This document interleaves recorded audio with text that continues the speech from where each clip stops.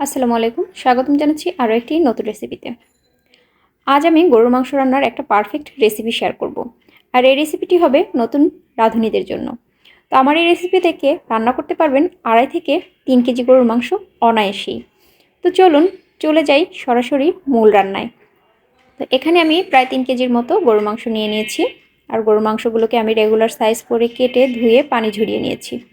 গরুর মাংস রান্নার আগে অবশ্যই পানি ঝরিয়ে নেবেন, এতে করে মাংস রান্নাটা খুব ভালো হয়। তো আমি সব মশলা প্রথমেই মাখিয়ে নিব। তো এর জন্য আমি প্রথমেই দিয়ে দিচ্ছি পেঁয়াজ।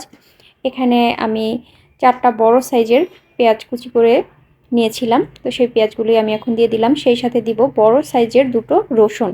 তো রসুনগুলো কিন্তু আমি পেস্ট করেও দিব না আর কুচি করেও দিব না, রসুনগুলো কিন্তু আমি একটু আস্তে আস্তে করেই দিয়ে দিয়েছি। সেই সাথে এখন দিয়ে দিব পরিমাণ মতো গরম মশলা। আর এখানে এখন দিব হলুদের গুঁড়া। আর হলুদের গুঁড়া আমি কিন্তু দিয়েছি 4 চা চামচ।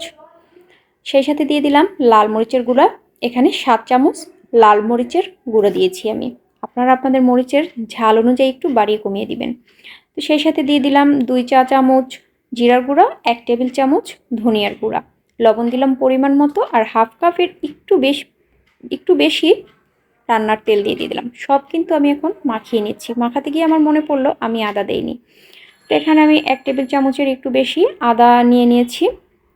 আমি এখন আদা দিয়েও সব মশলাগুলো মাংসের সাথে এক সুন্দরভাবে মাখিয়ে নিচ্ছি। হাতে মাখিয়ে গরুর মাংস রান্না করলে আসলে রান্নার টেস্টটা বেশি হয়।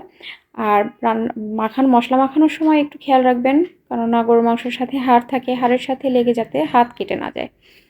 আর আমি সবসময় গরুর মাংস এভাবে মাখিয়ে রান্না করি, আমার কাছে এভাবে রান্না করতেই খুব ভালো লাগে।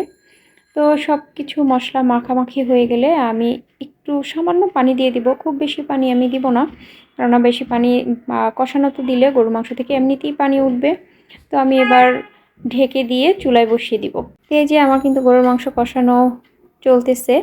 গরুর মাংসটা আমি 10 থেকে 15 মিনিটের মতো কষিয়ে তারপরে কিন্তু প্রেশার কুকারে দিয়ে দিব।